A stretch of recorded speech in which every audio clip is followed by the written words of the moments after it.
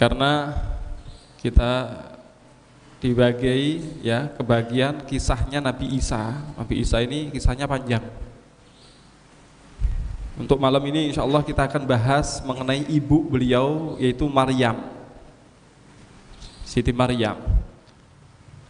Beliau dalam Al-Quran disebutkan Innallah astafa Adama wa Nuhan wa ala Ibrahim wa ala Imran alal alamin dzurriyyatan ba'duha min ba'd wallahu sami'un alim. Id qalat imra'atu Imrana rabbi inni nadartu laka ma fi batni muharraran fataqabbal minni innaka antas sami'ul alim. Falamma wada'atha qalat rabbi inni wada'tuha unta wallahu a'lamu bima wada'at wa laysa dzakaru kal unta wa inni sammaituha Maryama wa inni u'iduha bika wa dzurriyyataha minasyaitonir rajim. Fataqabbalaha rabbuha biqabulin hasanin wa ambataha nabatan hasana wa kaffalaha Zakaria. Kullama dakhala 'alaiha Zakaria al-mihraba wajada 'indaha rizqa.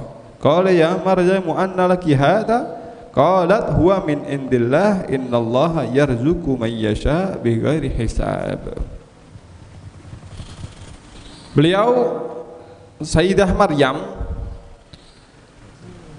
ini beliau nasabnya ada beberapa versi, diantaranya adalah berkata Syekh Muhammad bin Ishaq, beliau mengatakan beliau adalah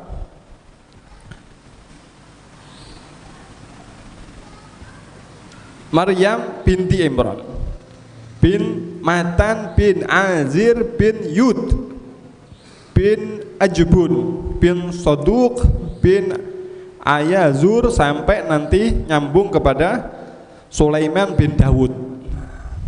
Tapi ada lagi yang mengatakan bahwa nasabnya bukan seperti itu, tapi sampai kepada Rohba'am bin Sulaiman bin Dawud. Tapi tidak ada khilaf antara para ulama bahwasanya Maryam adalah keturunan daripada Nabi Dawud alaihis salam. Nah. Dan beliau Siti Maryam ini, Sayyidah Maryam ini masih ada kerabat dengan Nabi di zaman tersebut, yaitu Nabi Zakaria. Nabi Zakaria menikah dengan perempuan namanya Asya ini pendapat yang paling kuat adalah saudaranya Maryam, berarti ipar. Ada juga yang mengatakan bahwasanya ini adalah suami dari bibi perempuannya, suami dari bibi perempuan. Nah, Asya ini adalah bibi perempuannya, bibi perempuan daripada Sayyidah Maryam. Wallahu alam. Kemudian kisah kelahiran daripada Sayyidah Maryam, yaitu ibunya yang bernama Hannah. Itu Hannah ini suatu ketika melihat ada seekor burung lagi nyuapi anaknya. Kemudian dia mengatakan, nadartu lillah in hamaltu la ta'ja'alanna waladaha muharrara ay hasiban fi baitil maqdis. Beliau mengatakan nadarat lillah in hamalat la ta'ja'alanna waladaha muharrara. Kalau ternyata bisa hamil, punya anak, maka aku nadarkan anakku untuk berkhidmat ke Baitul Maqdis. Subhanallah, setelah itu Hannah ini haid, kemudian didatangi oleh suaminya, langsung hamil. Waktu itu juga lahirlah Maryam, padahal sudah bertahun-tahun sampai umur tua ini. Hannah ini sampai umur tua tidak punya anak. Begitu nadar langsung punya anak. Hikmah yang pertama. Ya, langsung aja, nanti kalau nunggu terakhir kelamaan ya. Hikmah yang pertama, nadar itu melancarkan hajat. Tapi hati-hati kalau sampai berhasil hajatnya, jangan lupa nadarnya. Ya. Salah satu yang melancarkan hajat kita adalah dengan nadar, tapi hati-hati. Kalau sampai ketemu hajatnya, hasil hajatnya, jangan sampai lupa nadarnya. Kita lanjutkan. Kemudian dalam Al-Quran sebutkan, falamma wada'taha qalat rabbi inni wada'tuha unta wallahu a'lamu bima wada'at walaysa dzakaru kal unta. Ketika dilahirkan, ketika Hannah ini melahirkan, dia mengatakan, ya Allah, loh kok yang aku lahirkan kok perempuan. Dan Allah mengetahui yang dikandung oleh Hannah tersebut dan siapa yang dilahirkan. Dan memang laki-laki tidak sama dengan perempuan. Dulu itu Baitul Maqdis itu, ajaran Yahudi itu kalau ada perempuan haid itu tidak boleh masuk ke masjid. Bahkan kalau haid itu harus pisah rumah. Berarti ada rumah khusus untuk haid. Berarti kayak panti jompo, panti asuhan, panti haid. Nah, kayak begitu. Nggak boleh makan bareng. Nggak boleh makan bareng. Lah ini sudah dinadarkan untuk Baitul Maqdis, ternyata perempuan. Kalau haid gimana? Nah, tapi Allah tahu kesungguhan Maryam, kesungguhan Hannah ini. Ini ada amalan ibu-ibu dan bapak-bapak, amalan boleh diamalkan dan ini mujarab. Kalau ketika mau melahirkan, maka ulangi bapaknya, biasanya ibunya kalau sudah mau melahirkan sulit ini sudah, tidak bisa mikir sudah. Berarti bapaknya ngulang-ngulangi doa ini. Hannah waladat Maryam, Maryam waladat Isa. Ukhrud ayyuhal maulud bihaqqil malikil ma'bud. Ini diulang-ulangi terus, ini untuk melancarkan proses persalinan. Artinya Hannah melahirkan Maryam, Maryam melahirkan Isa. Keluarlah wahai anak dengan berkat zat yang merajai, yang disembah Allah Subhanahu wa taala. Mujarrab ini. Ya. Berarti tidak perlu sesar kayak insyaallah. Insya Allah diulang-ulangi terus ya. Berapa kali Bib? Ulang-ulang ono sampai metu. Nah itu mujarab ya, termasuk munal mujarrabat.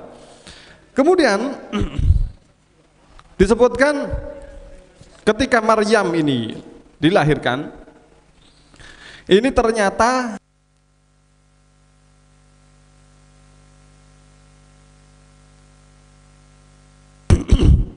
semua manusia ini ketika dilahirkan itu pasti menangis. Kenapa? Karena kullu mauludin min bani Adam yamusu syaitan bi usbuhi ila Maryam binti Imran wa ibnaha Isa alaihi salam. Ini dalam hadis Nabi Muhammad sallallahu alaihi wasallam. Semua anak Adam kalau lahir itu ditusuk sama iblis. Gregeten dia, tusuk. Nangis dia. Yang tidak bisa ditusuk cuman dua, Maryam sama anaknya Nabi Isa. Kenapa? Dalam riwayat yang lain sebutkan bahwasanya kullu bani Adam yat'anu syaitan fi jambihi hina yuladu illa Isa bin Maryam dhahaba yat'anu fat'ana fil hijab. Setiap anak Adam itu ditusuk, disuduk sama syaitan di lambungnya sini. Tapi ternyata kecuali Isa bin Maryam sama ibunya, ya. Ketika ditusuk itu dihalang-halangi dengan penghalang, nggak bisa. Beb, tapi misalkan ini putra kula, putri kula ndak nangis pas lahir. Asli ini nangis Pak, ndak kuat. Sakit, lemes. Tapi kalau sehat pasti nangis itu. Makanya kalau ndak nangis malah ditepuk-tepuk. Ya, berarti ganti sing double, sing nusui yo setan yo bidan. Ya, intinya semua yang lahir pasti ditusuk akhirnya nangis, ya, begitu. Kenapa?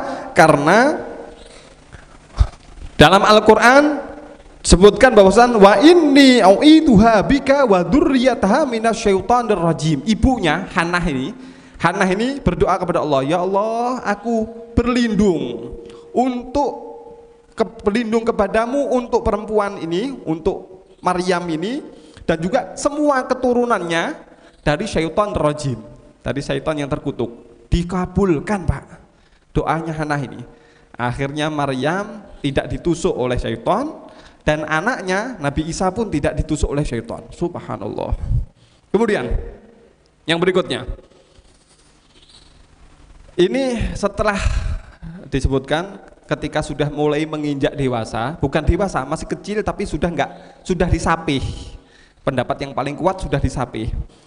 Maryam ini diberikan oleh ibunya sesuai dengan janjinya, diberikan ke para ahli ibadah di Baitul Maqdis. Dikatakan, saya sudah nazar ini untuk Baitul Maqdis.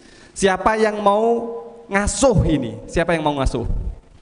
Akhirnya dilihat ini anak baik, putri daripada orang yang solehah. Akhirnya Maryam ini binti Imron. Imron ini orang soleh juga, ya. Akhirnya berebut mereka. Salah satu yang berebut adalah Pak Le, ya, Pak Le atau ipar tadi. Namanya Nabi Zakaria. Maka mengatakan, saya lebih berhak karena saya adalah suami dari kakaknya, atau saya adalah suami dari bibinya, saya berhak. Berebut, akhirnya mereka tidak mau. Kita itu aja, diundi aja, diundilah Pak. Diundi, mereka ngambil kolam kayak ya apa ya sini kok korop ya apa biasa tek tek tek tek tek metu siji loro apa jenenge biting ya biting. Terus disuruh ngambilkan orang yang belum balik, ambilkan salah satu, diambil. Yang keluar namanya siapa? Nabi Zakaria. Nah, wes berarti saya yang berhak. Gak terima sian. Wah, enak iki. Saya ulangi. Kita ulangi lagi. Gitu. Gini, kita ambil tadi yang buat apa tadi itu? Bitingnya tadi itu kita lemparkan ke sungai. Nanti kalau sudah kentir, enggak kentir tetap di sini, maka dia yang berhasil.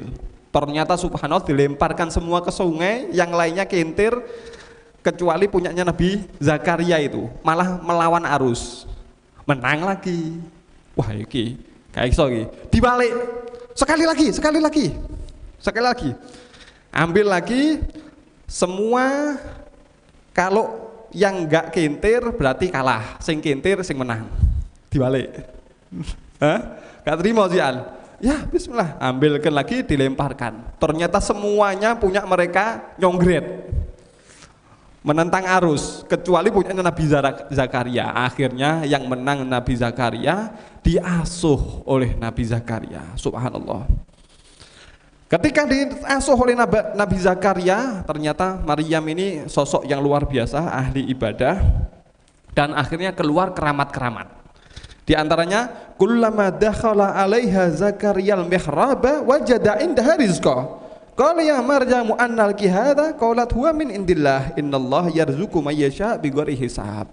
Setiap kali Nabi Zakaria masuk ke mihrab, berarti saking istimewanya, padahal perempuan tidak boleh masuk ke Baitul Maqdis, apalagi khidmat di Baitul Maqdis. Nah, ini saking istimewanya, khusus Sayyidah Maryam ini dibikinkan kamar khusus, perempuan nggak campur dengan yang lain, khusus Siti Maryam. Subhanallah ya. Nah, doanya ibu tadi, tekad nazarnya seorang ibu tadi. Begitu ditaruh kamar, ibadah luar biasa di situ. Ketika masuk Nabi Zakaria, ditemukan makanan-makanan yang luar biasa. Ditanya, dari mana ini? Beliau menjawab, ini adalah dari Allah, dan sesungguhnya Allah memberikan rezeki dengan tanpa hitungan. Apa rezekinya? Rezekinya itu muncul buah-buah, makanan-makanan yang tidak ada di tempat tersebut dan bukan musimnya. Musim panas muncul buah musim dingin. Musim dingin ada buah musim panas. Kan buah itu kan ada musimnya. Subhanallah, ini keramatnya Sayyidah Maryam ini. Akhirnya melihat luar biasa seperti ini, akhirnya Nabi Zakaria berdoa, kepingin Hana sampai tua tidak punya anak, sekarang doa punya anak istimewa begini nih, kepingin saya. Nabi Zakaria akhirnya berdoa. Beliau berdoa bagaimana? Dalam Al-Quran sebutkan qala rabbi habli min ladunka dzurriyyatan thayyibah innaka sami'ud du'a. Ya Allah, berikan kepadaku dari sisimu keturunan yang baik, sesungguhnya Engkau maha mendengarkan doa. Mengatakan bahwasanya gini, hab ya man yarzuku Maryam samrah bi fi ghairi awani. Ya Allah, zat yang memberikan Maryam buah-buahan padahal tidak musim. Habli walada, berikan aku anak. Wa in kana fi ghairi awani, walaupun sudah enggak masanya lagi, sudah tua, Pak. Nabi Zakaria tua, istrinya sudah tua, wis enggak wayahe iki. Nah, telat ya kan? Walaupun enggak musimnya sudah, walaupun sudah telat, berikan aku anak ya Allah. Fakana fi qabri. Nah, akhirnya lahirlah kemarin putra bernama siapa kemarin? Nabi Yahya. Bagaimana ceritanya Nabi Yahya? Sudah ceritanya kemarin itu diceritakan oleh Habib Ahmad. Sudah, the end sudah. Nah, sekarang ganti episode sudah, ganti judul sudah. Nah, kemarin cerita Nabi Yahya. Nah, kemudian ini Siti Maryam ini begitu istimewanya. Beliau adalah termasuk salah satu perempuan yang paling mulia. Di surga ada 4 yang paling mulia, yaitu Siti Maryam, Asiyah binti Muzahim ya, Imratu Fir'aun ya, Imratu Fir'aun, Khadijah binti Khuwailid, sama Fatimah binti Muhammad sallallahu alaihi wasallam. Bahkan sebagian ulama, tapi ini ditentang oleh ulama yang lain, sampai dikatakan za'ama itu salah sangka, mengatakan bahwasannya Siti Maryam ini juga jadi nabi. Tapi ditentang oleh para ulama yang lain, mengatakan syarat nabi harus laki-laki, berarti Siti Maryam bukan nabi karena perempuan, begitu. Saking tinggi kedudukannya, dan saking tinggi kedudukannya Siti Maryam ini dalam hadis riwayat banyak sekali disebutkan beliau akhirnya menjadi istri Rasulullah SAW di surga, kehormatan untuk beliau. Bahkan ketika Sayyidah Khadijah mau meninggal dunia, dibilang, Khadijah, nanti kalau kamu ke sana sudah meninggal dunia, ketemu sama madu-madu kamu, kirim salam ya. Kaget ini Siti Khadijah. Rasulullah, sebelum aku engkau pernah menikah? Dia bilang, enggak, tapi aku dinikahkan nanti di sana oleh Allah Subhanahu wa taala dengan 3 perempuan. Yaitu siapa? Salah satunya Siti Maryam. Salah satunya lagi Kulthum. Kulthum itu siapa? Kulthum ini adalah saudara perempuannya Nabi Musa. Dan satunya lagi adalah Asiyah binti Muzahim, Imratu Fir'aun. Nah, itu 3 perempuan itu dinikahkan oleh Allah Subhanahu wa taala, penghormatan untuk mereka, dinikahkan dengan Sayyidul Kaunain, Sayyidul Mursalin, Nabi Muhammad sallallahu alaihi wasallam. Nah, nanti di akhirat tapi kan. Nah, kemudian ini disebutkan bahwasanya Siti Maryam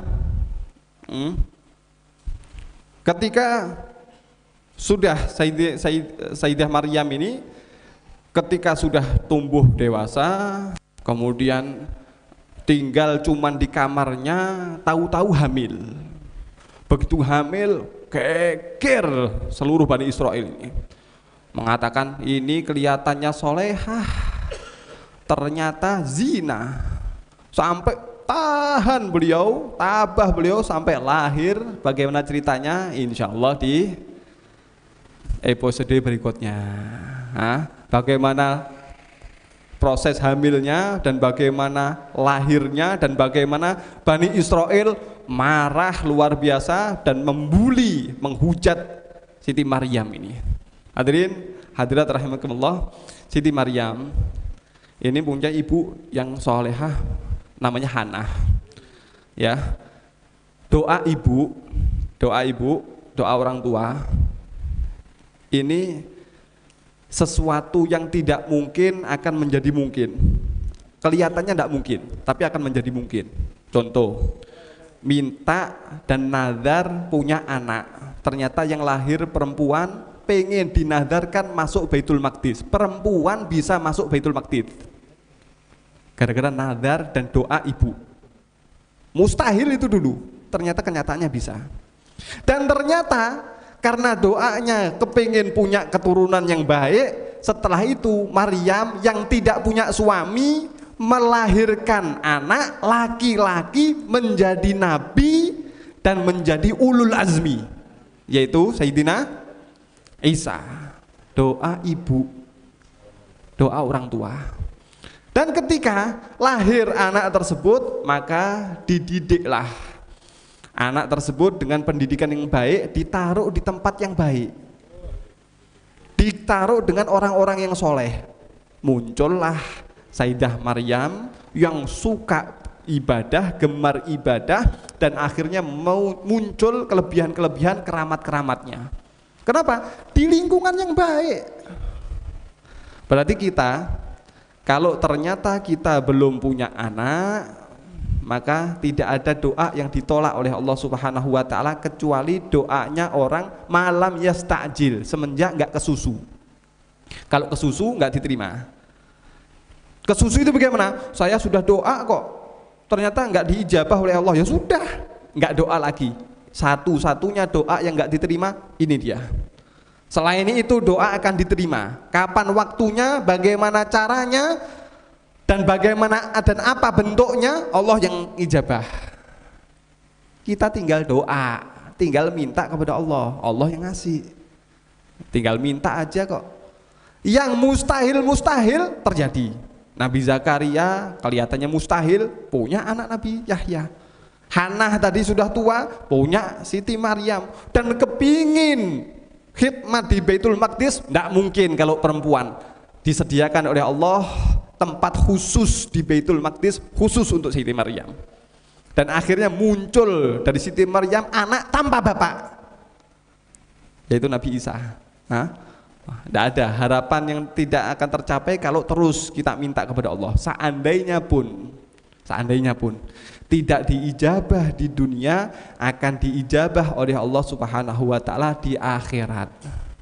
Oleh karenanya Sayyidina Umar, beliau mengatakan, saya tidak pernah takut doa saya tidak diterima. Bukan itu yang saya takutkan. Yang saya takut adalah saya tidak pintar doa, saya tidak bisa doa.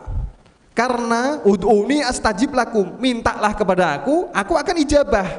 Ternyata aku tidak bisa doa, tidak pintar doa, akhirnya nggak diijabah loh, tidak minta kok. Oleh karenanya mudah-mudahan di malam ganjil ini, malam 25 dan malam Jumat ini kita pintar-pintar doa.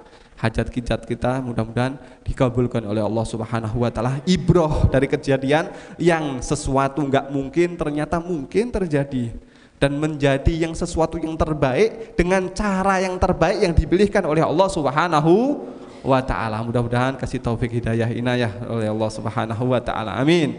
Amin ya rabbal alamin. Wallahu alam. Ada kurang lebihnya mohon dibukakan pintu maaf yang sebesar-besarnya. Hadani Allah wa iyyakum ila shiratal mustaqim. Wassalamualaikum warahmatullahi wabarakatuh.